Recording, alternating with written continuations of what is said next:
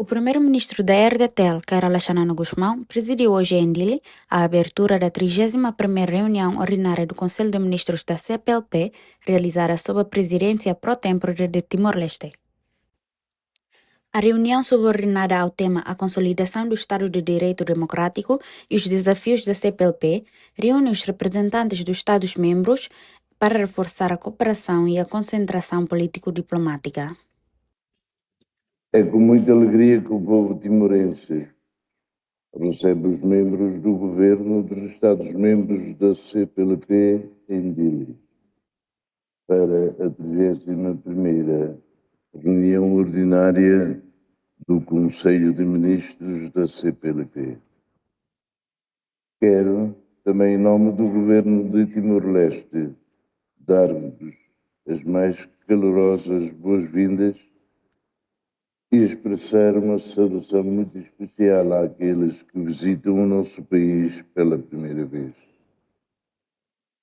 Num momento particularmente sensível para a Guiné-Bissau, começo por reafirmar a profunda solidariedade com o povo guineense e o firme compromisso de Timor-Leste e da CPLP no seu conjunto em apoiar os esforços de diálogo, estabilidade institucional e reposição do Estado de Direito Democrático, para que o país possa alcançar com serenidade e confiança o caminho da paz, do desenvolvimento e da consolidação das suas instituições.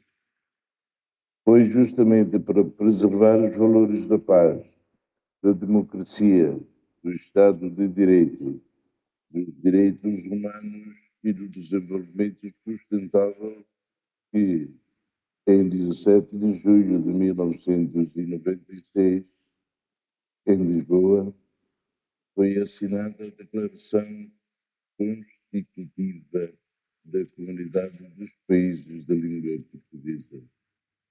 Neste ano, em que assinalamos o 30º aniversário, importa reiterar estes princípios fundadores e os compromissos que partilhamos em torno da nossa identidade e da nossa língua, bem como da solidariedade e da cooperação para o desenvolvimento dos nossos povos.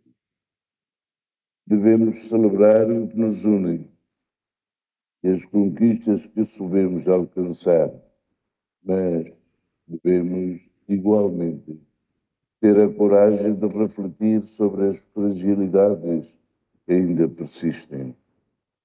Partilhamos aquilo que consideramos ser o idioma mais belo do mundo e, com ele, temos a capacidade de expressar sentimentos e entendimentos de forma ímpar.